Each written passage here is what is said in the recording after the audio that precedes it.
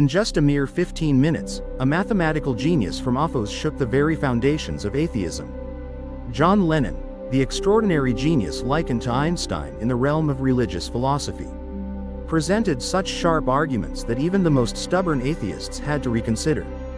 This perfect universe, with its exquisitely detailed laws, is essentially just a game of chance played by nature.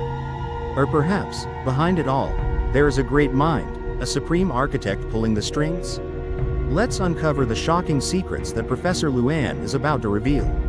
This is not merely a scientific issue, but also touches upon moral values, deep-seated beliefs, and the very purpose of human existence. Please listen to insights that may transform your perspective on the world around us. When the conversation began, Trone posed a highly controversial question. Could such an intricately complex universe exist without being created by a supreme intelligence?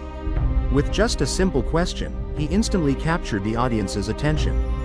Then, he analyzed that mathematics and logic could become powerful tools for answering the most fundamental questions about the existence of God and the meaning of the universe's existence. Trone begins by introducing the concept of probability, using specific mathematical examples to illustrate that the chance of the universe forming randomly is extremely small. After careful calculation, he realized that the universe had an incredibly complex and precise structure, to the point where it was difficult to imagine it existing without stemming from a predetermined plan. He gave a very interesting comparison. Imagine flipping a coin that always lands heads up. Change, you certainly can. Next, Trone presents his view on the fine-tuning of the universe, arguing that the physical constants are adjusted with an almost unbelievable precision. Here are the 3 English translation options. Choose one based on context or desired tone. He emphasized that if gravity were even slightly stronger or weaker, stars, planets, and life itself could not exist as they do now. This level of precision suggests that the universe was shaped by intelligent design, as if some force had orchestrated everything from the very beginning. Trone used a comparison with the game of billiards. If you could make a perfect shot to sink all the balls, no one would believe it was just a random coincidence. Then, Trollinos presented solid arguments affirming the existence of God, beginning by emphasizing that the Creator had established the initial conditions with a clear purpose. He quoted a passage from Romans chapter 12, emphasizing that the eternal power and divine nature of God have been clearly evident since the creation of the world. This sentence emphasizes that the design of the universe cannot be the result of chance, but rather serves as evidence for the existence of God, aligning with the fine-tuning argument Trollinos mentioned earlier. All of this not only compels the listener to pause and reflect, but also unveils a fresh perspective on the universe and humanity's place within its vast expanse. In the next part of the presentation, Trollinos delves into the ethical issue and presents a compelling argument. If there is no God, there is no objective basis for determining moral value. He analyzed that without a supreme authority to define what constitutes improvement, moral standards are merely social conventions that can change with time and culture. Observing everyday life, we can easily recognize that values such as justice, love, and compassion are universal, transcending the fleeting fluctuations of existence. If the universe were truly meaningless, we would never have been able to recognize its meaninglessness. Trollinos affirms through his words that it is precisely our innate sense of justice and morality within each individual that guides us toward higher values. That is a unique creation, etching those ideas deeply into our minds. Next, Trollinos discusses human conscience, emphasizing that conscience is not merely a measure to distinguish good from evil. Not only that, it also stirs within us profound questions about the meaning of life, the existence of God, and humanity's capacity to contemplate these abstract and transcendent concepts. He believes that this issue cannot be simply explained by evolutionary theory or materialism alone. If everything is formed through random evolution, then the real question is, where did we gain the ability to ponder such profound philosophical and spiritual questions? To clarify this point, Trollinos cited Poem 19.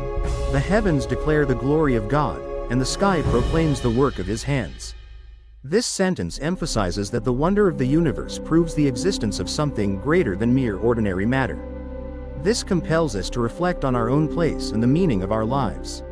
After presenting arguments for the existence of God based on the perspective of cosmic fine-tuning, intelligent design, and the foundation of objective morality, Trollin turns to one of the greatest challenges in theology: the problem of evil and suffering.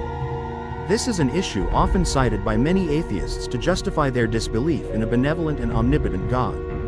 However, Trollen demonstrated that the existence of evil and suffering does not mean God does not exist. In reality, this also affirms the necessity of having an absolute moral standard. He believes that in order to judge something as bad, there must first be an objective standard for what is good. Without God, these standards would become entirely subjective, making good and evil merely matters of personal or cultural opinion without any solid, objective foundation. The existence of evil is proof that there is an absolute good against which we can measure it. This perfectly aligns with the teaching in the Bible. Evil is essentially the absence of good, just as darkness is merely the absence of light. Trollen quoted from Romans chapters 5 and 12 to prove that sin entered the world through one man. And death is the consequence of sin, so it comes upon everyone, for all have sinned. This proves that evil stems from human choice and turning away from God, not from any flaw in his plan. Trollen also mentioned the value of suffering in the Christian context, where pain is seen as an opportunity for individuals to strengthen their faith and refine their character. He quoted Trams, emphasizing that life's challenges are not merely difficulties, but also opportunities to understand ourselves and the divine more deeply. In his lecture, Trollen shared an interesting perspective on the challenges people face in life's journey. He believed that facing challenges was not merely enduring a difficult phase, but truly an opportunity to cultivate resilience and nurture patience within the soul. Though the pain is real and can cause deep wounds, he still emphasizes that everything is part of God's grand plan, predetermined from the beginning. This perspective not only helps listeners find hope amid adversity but also inspires faith in the presence of a loving Creator. At the conclusion of his presentation, John Lennox openly admitted that many of his audience members did not believe in the existence of God. This may stem from past wounds or because they have never witnessed concrete proof of miracles. For these individuals, John raised an interesting point. The lack of direct evidence does not mean it doesn't exist.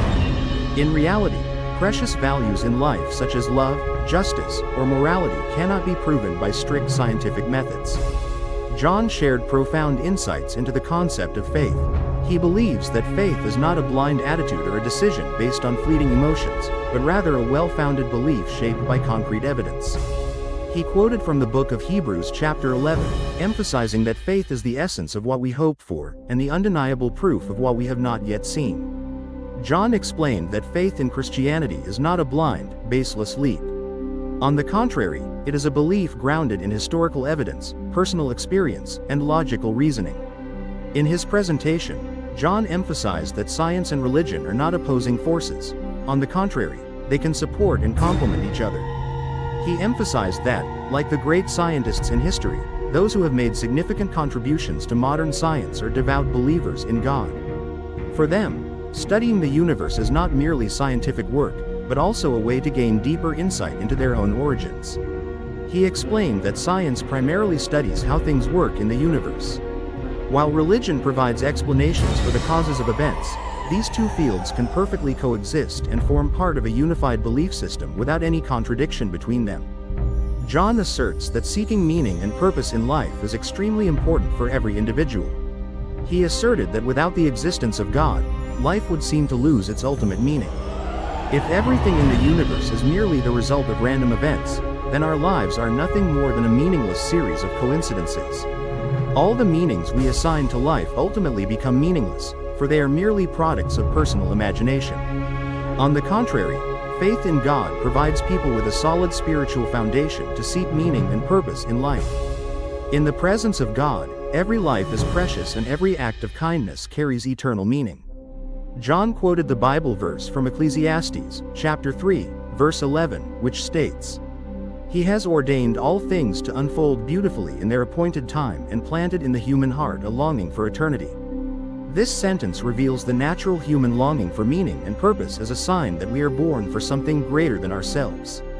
At the end of the lecture, John advised everyone to carefully reflect on the arguments he had presented and remain open to the possibility of a creator's existence. He emphasized that while arguments and evidence are important, to truly believe, we must open our hearts to embrace and be willing to explore things far beyond what can be seen or touched.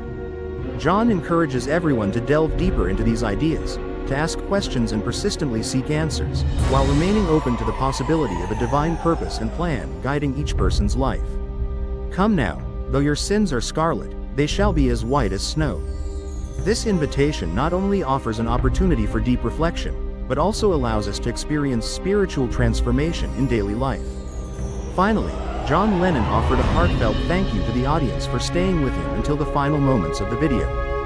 He sincerely appreciates everyone's interest in exploring profound and meaningful topics together. He emphasized that seeking answers to life's most fundamental questions is not merely a scientific research process, but also a profound journey of self-discovery. For him, accompanying the audience on this journey is not only a great honor but also an immensely precious experience. Not only does it transcend all boundaries, it also compels us to explore the depths within our own existence. As you have shared, Sacred Land is not merely a collection of simple beliefs, but also an answer to the profound sorrows of the universe, and the innate longing within each of us for meaning and purpose in life. From the arguments he presented, the audience had the opportunity to consider the plausibility of intelligent design theory and the presence of supernatural intent in the universe. This opens up a perspective that far exceeds the limits of what can be perceived through ordinary senses. Tron encourages the audience to look beyond the empirical evidence before them and contemplate the possibility of a higher purpose hidden behind everything we witness in life. In a world that prioritizes scientific evidence and materialism, faith reminds us that there are still aspects of reality far beyond these things. They cannot be measured by material tools, yet they hold immense value within them. For Tron, faith is the thread that connects to something greater than oneself, helping people nurture the hope that their lives are not merely a random series of events. He emphasized that, when facing doubt and hardship, faith is the steadfast anchor, offering solace and inner strength. It brings us peace and hope amid life's turmoil, especially when facing seemingly insurmountable challenges.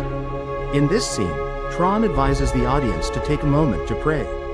He believes that prayer is a powerful way to connect with the spiritual world, while also seeking guidance and inner strength. Though each person's level of faith may vary, he still advised everyone to take some time to reflect and open their hearts to the possibility of a divine purpose and plan in their lives. They can pray for themselves, express their thoughts and emotions, or simply be still to seek a deeper connection with the divine. Lord, I earnestly thank you for this moment of quiet reflection. He also expressed his gratitude to the audience for joining him on the journey of discovering wonders, opening their hearts to embrace the profound meaning of life and the vast universe around us. With a humble and open attitude, he candidly admitted that there was still much he did not fully understand and many of his questions remained unanswered. However, he remained steadfast in his faith in God's wisdom and unconditional love. It was this very belief that would guide and illuminate the path of his life. He realized that, although he couldn't always grasp the bigger picture, there was still a greater meaning ahead waiting for him. When in doubt or distress, he often prayed to God for peace and comfort, as well as the strength to overcome all of life's challenges. He hopes to see those challenges as opportunities to grow and draw closer to God, learning valuable lessons from every hardship, while recognizing that each pain is a chance to strengthen faith and refine oneself.